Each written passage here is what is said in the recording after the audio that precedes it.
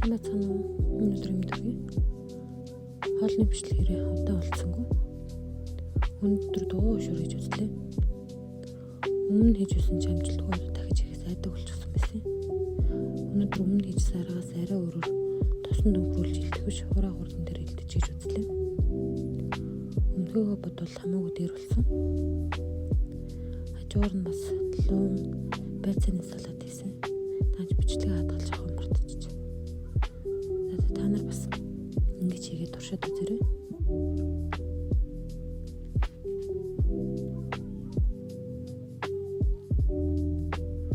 За өнөөдрийн бичлэгтэй минь хамт байсан баярлалаа.